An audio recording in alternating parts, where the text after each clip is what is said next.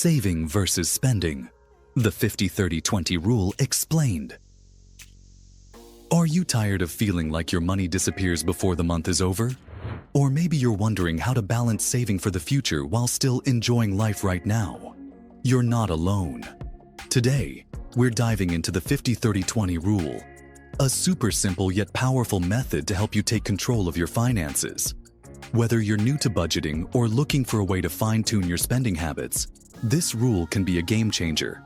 By the end of this video, you'll know exactly how to use the 50-30-20 rule to create a budget that works for you, so you can stop stressing about money and start living your best life. Let's jump in. What is the 50-30-20 rule? All right, first things first. What exactly is the 50-30-20 rule? It's a budgeting strategy that helps you manage your after-tax income by dividing it into three main categories. 50% for needs. These are essential expenses like rent, utilities, groceries, and insurance. 30% for wants.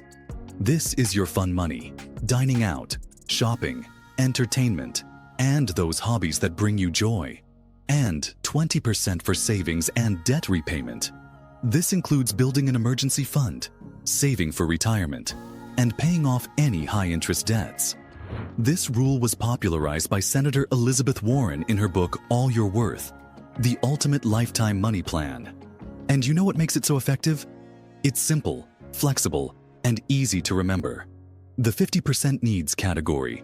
Let's break it down, starting with the 50% allocated to needs. These are your non-negotiables, the essentials you need to survive. Think of things like rent, mortgage payments, utilities, groceries, health insurance, and transportation costs. But here's a common challenge. Sometimes we confuse needs with wants. For example, a basic car to get you to work is a need, but upgrading to a luxury model with heated seats, that's a want. If your needs are taking up more than 50% of your income, don't panic. Start by reviewing your expenses. Are there areas where you can cut back? Maybe negotiate a lower rent, switch to a more affordable insurance plan, or shop smarter for groceries. The 30% wants category. Now onto the fun part, your 30% for wants. This category is all about enjoying life guilt-free. It's the money you set aside for things like dining out, travel, streaming subscriptions, hobbies, and yes, that daily coffee run if it sparks joy for you. But here's the catch. It's easy to overspend on wants. One way to stay in control is to prioritize. Ask yourself, does this bring me long-term happiness or just a quick dopamine hit? For example, if you love traveling, focus your wants budget on saving for a dream trip instead of splurging on impulse purchases every week. The 20% savings and debt repayment category. Now for the most crucial category, 20% for savings and debt repayment. Why is this category so important? Because it's what builds your financial future and protects you in emergencies. Start by creating an emergency fund. Experts recommend saving 3 to 6 months' worth of living expenses. Next, focus on debt repayment, especially high-interest debts like credit cards. The goal is to pay off debt while still setting aside money for long-term savings, like retirement accounts or investments. How to calculate and apply the rule. Let's see how this works in action. Say your monthly income after taxes is $4,000. Using the 50-30-20 rule, here's how you'd allocate it. 50% for needs, $2,000. 30% for wants, $1,200. 20% for savings and debt repayment, $800. Not sure where to start? Use budgeting tools like Mint or YNAB to track your spending and make adjustments. The key is to stay consistent but flexible as your income and expenses change. Benefits and challenges of the 50-30-20 rule. The beauty of this rule is its simplicity. It helps you stay disciplined, reduces financial stress, and lets you enjoy your money responsibly. But let's be real, it's not always easy. If you live in an expensive city or have irregular income, sticking to these percentages might feel impossible. In that case, adjust the rules slightly to fit your situation. The goal isn't perfection, it's progress. Common misconceptions and mistakes. Let's tackle some common pitfalls when using the 50-30-20 rule. These are mistakes many of us make, sometimes without even realizing it. Misconception. Number 1. Needs and wants are the same thing. One of the most frequent issues is confusing wants with needs.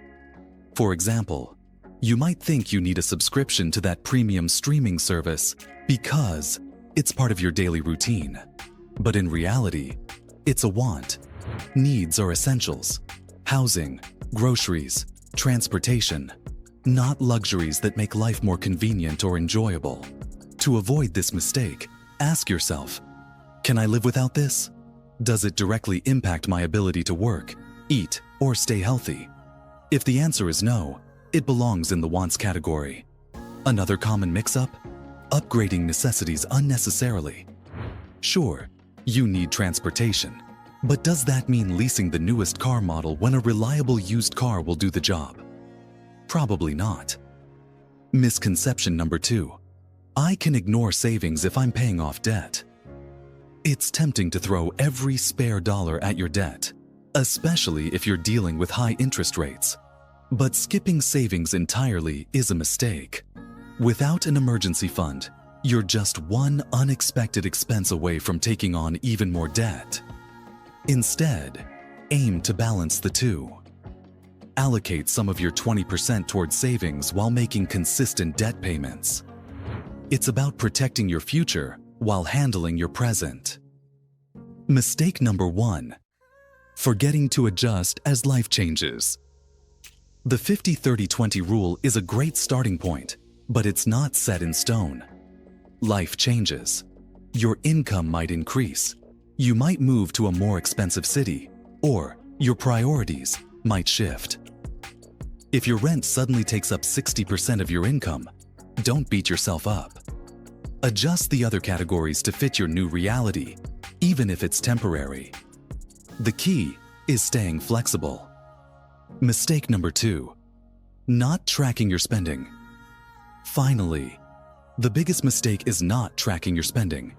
It's easy to assume you're staying within your limits, but small expenses add up quickly. A coffee here, a subscription there, and suddenly your 30% for wants is way over budget. Use budgeting apps like Mint, YNAB, or even a simple spreadsheet to keep tabs on your spending. Knowledge is power, especially when it comes to your finances. Final tips and takeaways. So, we've covered what the 50-30-20 rule is, how to apply it, and even how to avoid common mistakes. But before we wrap up, let me leave you with a few final tips to make this budgeting method truly work for you. Tip number 1. Start where you are. Remember, you don't have to be perfect. If your current expenses don't match the 50-30-20 rule, that's okay. The goal is progress, not perfection. Start small, maybe by reallocating just 5% of your income towards savings or cutting back slightly on wants. Small changes add up over time. Tip number 2. Automate your savings. One of the easiest ways to stick to the rule is by automating your savings. Set up automatic transfers to your savings account right after your paycheck hits. That way, you're paying yourself first, and it removes the temptation to spend that money elsewhere. Tip number 3. Be kind to yourself. Life isn't perfect, and neither is budgeting. Some months will be harder than others. You might have unexpected expenses or overspend on wants. That's okay. What matters is that you don't give up. Use every setback as a learning opportunity. Tip number 4. Reassess regularly. Your budget isn't a one-and-done deal. Revisit it every few months or whenever your income or expenses change. Think of it like a checkup for your financial health. Is your savings growing? Are your needs under control? Regular tweaks keep you on track. Tip number 5. Celebrate wins along the way. Finally, don't forget to celebrate your progress. Saved your first $1,000, paid off a credit card, managed to stick to your budget for 3 months straight. Treat yourself, within your wants budget, of course. Positive reinforcement keeps you motivated. The 50-30-20 rule isn't just about numbers. It's about creating a life where your finances support your goals, not hold you back. Remember, every step you take toward financial stability is a step closer to freedom and peace of mind. Thanks for sticking with me till the end. Now, I want to hear from you. What's one change you're going to make to improve your budget? Drop it in the comments below, and let's inspire each other to take control of our finances. Don't forget to like, share, and subscribe for more tips to help you master your money. See you in the next video, and until then, happy budgeting!